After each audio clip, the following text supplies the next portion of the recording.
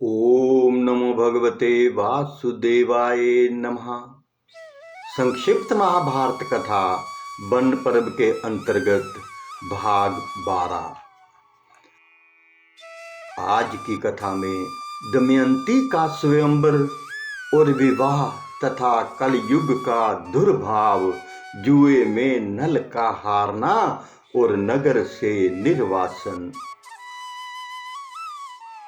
राजा भीमक ने शुभ मुहूर्त में स्वयंवर का समय रखा और लोगों को बुलावा भेजा। सब राजा अपने अपने निवास स्थान से आकर स्वयंवर मंडप में यथास्थान बैठने लगे। पूरी सभा राजाओं से भर गई।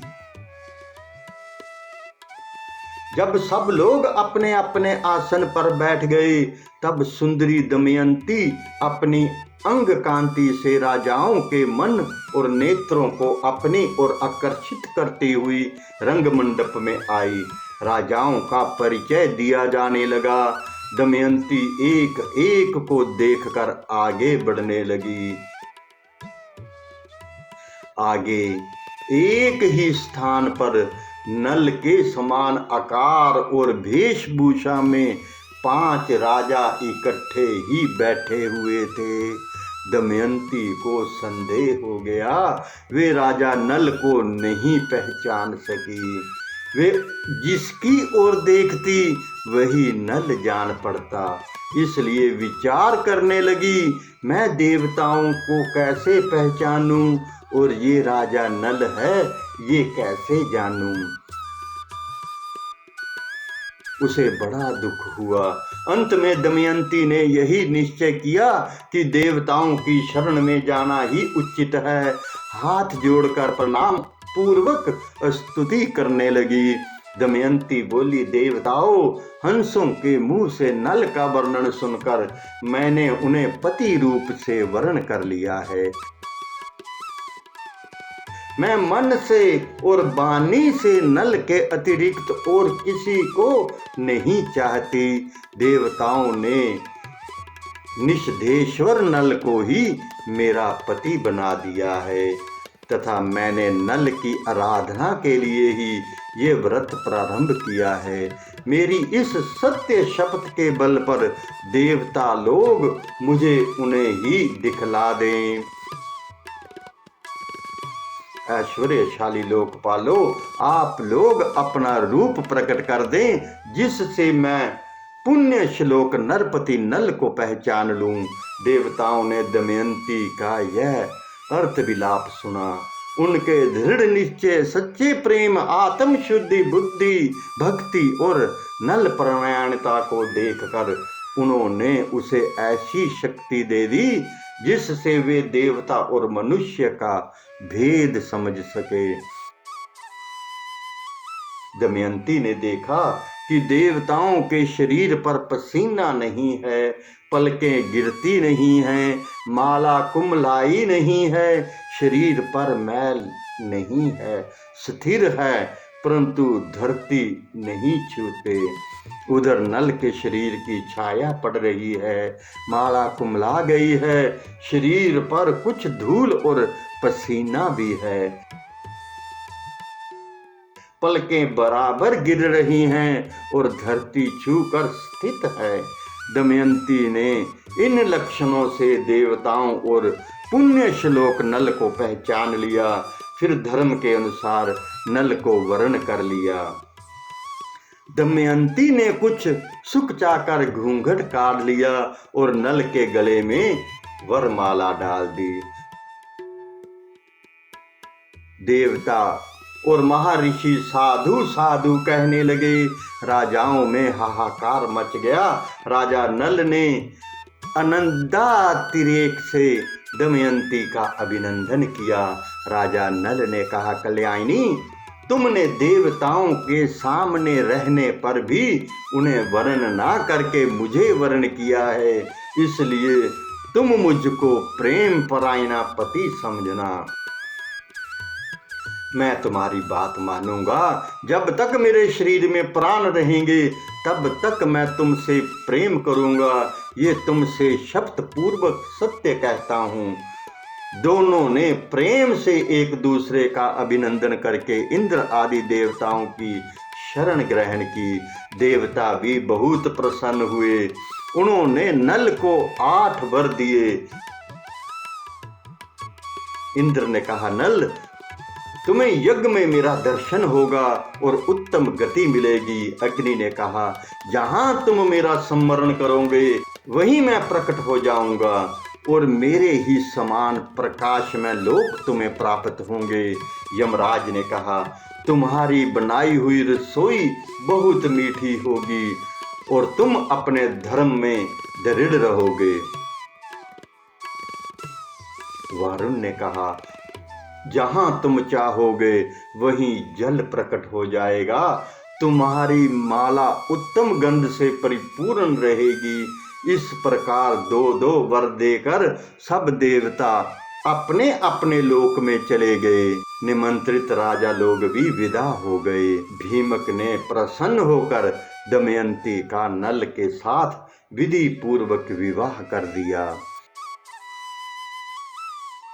राजा नल कुछ दिनों तक विदर्भ देश की राजधानी कुंडनपुर में रहे। तदंतर भीमक की अनुमति प्राप्त करके वे अपनी पत्नी दमयंती के साथ अपनी राजधानी में लौट आए। राजा नल अपनी राजधानी में धर्म के अनुसार प्रजा का पालन करने लगे। सचमुच उनके द्वारा राजा नाम सार्थक हो गया। उन्होंने अश्वमेघ आदि बहुत से यज्ञ किए।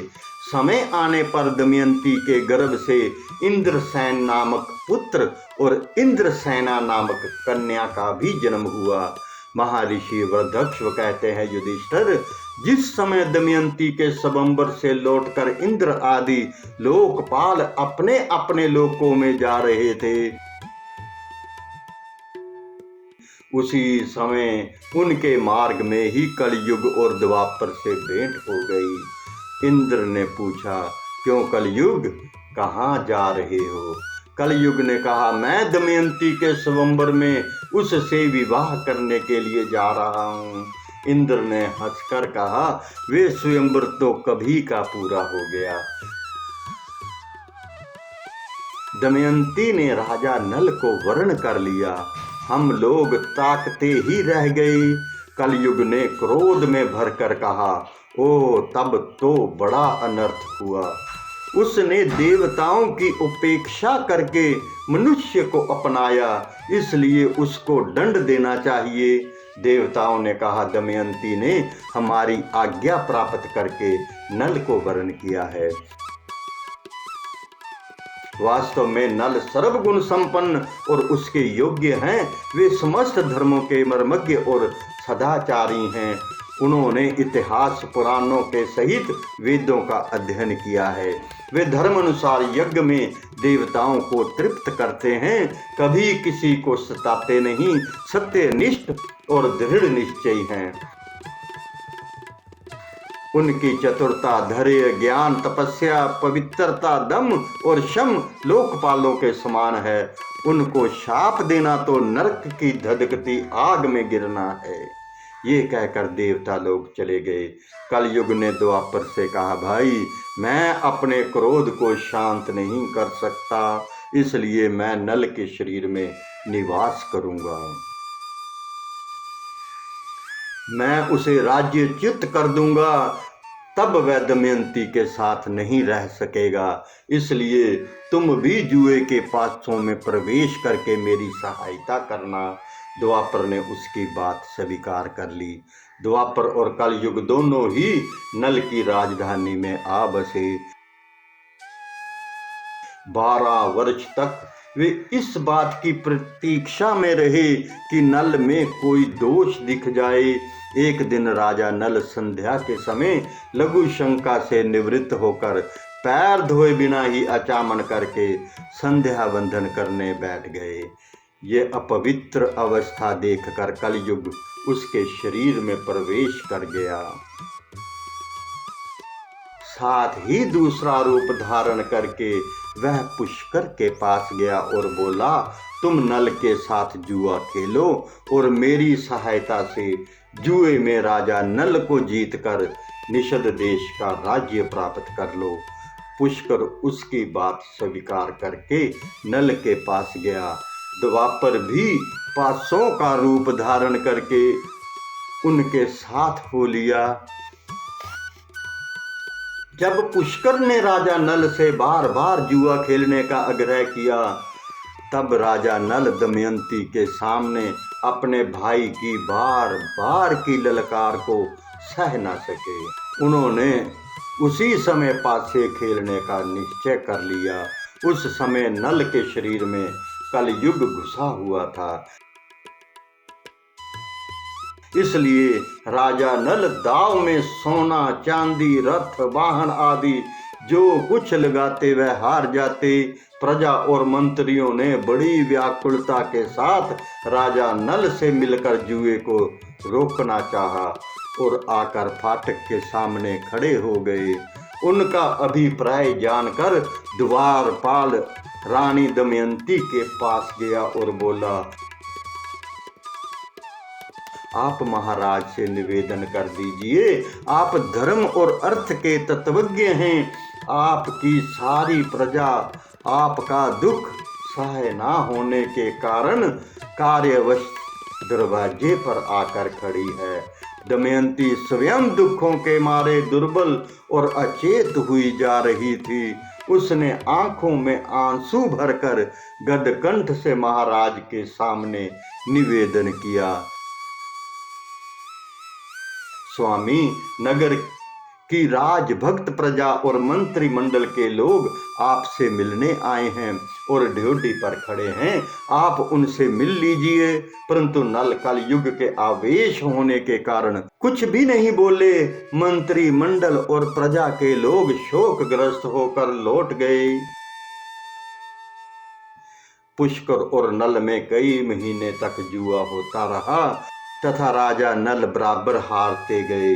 राजा नल जुए में जो पासे फेंकते वे बराबर ही उनके प्रतिकूल पड़ते।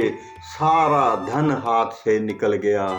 जब दमयंती को इस बात का पता चला, तब उसने वृहतसेन नाम की दया के द्वारा राजा नल के सारथी वृषण्य को बुलवाया और उनसे कहा। दमयंती बोली, सारथी, तुम राजा के प्रेम पात्र हो। अब ये बात तुमसे छिपी नहीं है कि महाराज बड़े संकट में पड़ गए हैं, इसलिए तुम घोड़ों को रथ में जोड़ लो और मेरे दोनों बच्चों को रथ में बिठाकर कुंडन नगर में ले जाओ। तुम रथ और घोड़ों को भी वहीं छोड़ देना। तुम्हारी इच्छा हो तो वहीं रहना, नहीं तो कहीं दूसरी जगह चले जाना। सारथी ने दमयंती के कथनानुसार मंत्रियों से सलाह करके बच्चों को कुंडनपुर में पहुंचा दिया। रथ और घोड़े भी वहीं छोड़ दिए। वहां से पैदल ही चलकर वह अयोध्या जा पहुंचा और वहीं ऋतुपर्ण राजा के पास सारथी का काम करने लगा।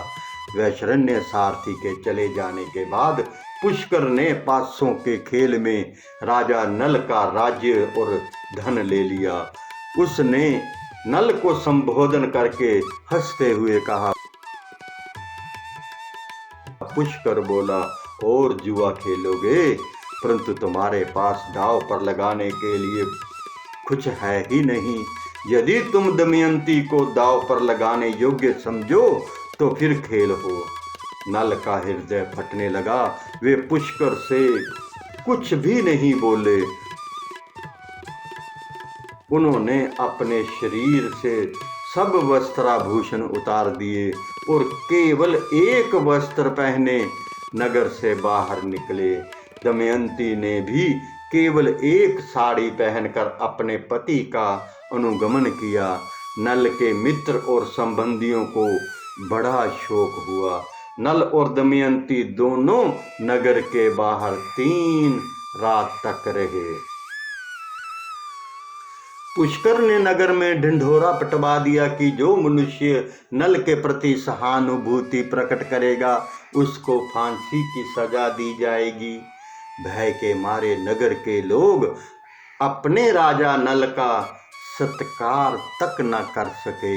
राजा नल 3 दिन रात तक अपने नगर के पास केवल पानी पी कर रहे। चौथे दिन उन्हें बड़ी भूख लगी। फिर दोनों फल मूल खाकर वहां से आगे बढ़े। एक दिन राजा नल ने देखा कि बहुत से पक्षी उनके पास ही बैठे हैं। उनके पंख सोने के समान दमक रहे हैं। नल ने सोचा कि इनकी पांख से कुछ धन मिलेगा। ऐसा सोचकर उन्हें पकड़ने के लिए नल ने उन पर अपना पहनने का वस्त्र डाल दिया। पक्षी उनका वस्त्र लेकर उड़ गए। अब नल नंगे होकर बड़ी दीनता के साथ मुंह नीचा किए खड़े हो गए। पक्षियों ने कहा, दुर्बुद्धे, तू नगर से एक वस्त्र पहनकर निकला था। उसे देखकर हमें बड़ा दुख हुआ था।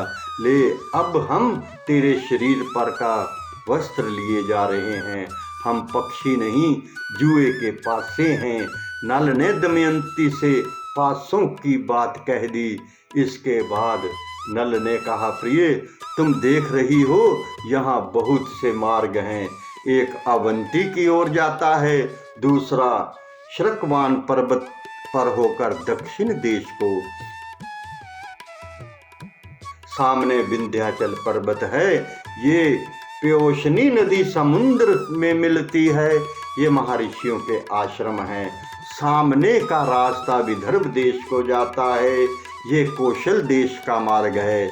इस प्रकार राजा नल दुख और शोक से भरकर बड़ी सावधानी के साथ दमयंती को भिन्न भिन्न मार्ग और आश्रम बताने लगे।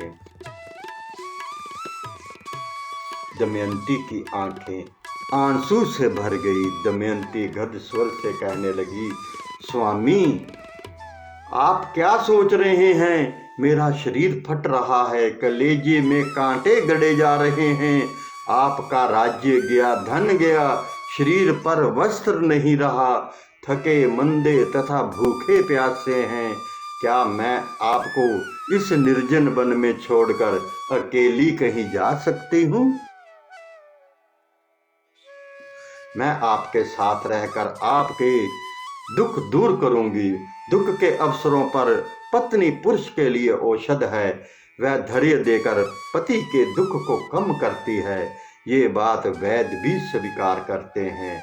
नल ने कहा, प्रिय, तुम्हारा कहना ठीक है। पत्नी मित्र है, पत्नी औषधि है, परंतु मैं तो तुम्हारा त्याग नहीं करना चाहता। तुम ऐसे संदेह क्यों कर रही हो? दमयंती बोली, आप मुझे छोड़ना नहीं चाहते, परंतु विदर्भ देश का मार्ग क्यों बतला रहे हैं? मुझे निश्चय है कि आप मेरा त्याग नहीं कर सकते। फिर भी इस समय आपका मन उल्टा हो गया है, इसलिए ऐसी शंका करती हूँ। आपके मार्ग बताने से मेरा मन दुखता है। यदि आप मुझे मेरे पिता या किसी संबंधी के घर भेजना चाहते हो तो ठीक है, हम दोनों साथ साथ चलें। मेरे पिता आपका सत्कार करेंगे, आप वहीं सुख से रहिएगा। नल ने कहा, प्रिय, तुम्हारे पिता राजा हैं और मैं भी कभी राजा था। इस समय मैं संकट में पड़कर उनके पास नहीं जाऊंगा। राजा नल दमयंती को समझाने लगे। तदंतर दोनों एक ही वस्त्र से शरीर ढककर वन में इधर उधर घूमते रहे। भूख प्यास से व्याकुल होकर दोनों एक धर्मशाला आए और ठहर गए। ओम नमो भगवते वासुदेवाय नमः। एक विनम्र निवेदन है कि संपूर्ण महाभारत की रोचक एवं ज्ञानवर्धक कथाओं का आनंद लेने के लिए आप हमारे YouTube चैनल कहना सेवा के साथ जुड़ें तथा अपने सभी मित्रों को भी हमारे चैनल को लाइक और सब्सक्राइब करने के लिए आज ही आमंत्रित करें। आपके मित्र भी इन कथाओं का आनंद लें। धन्यवाद। हरे कृष्ण कृष्ण कृष्ण हरे हरे, हरे राम राम राम हरे हरे। जय श्री कृष्ण।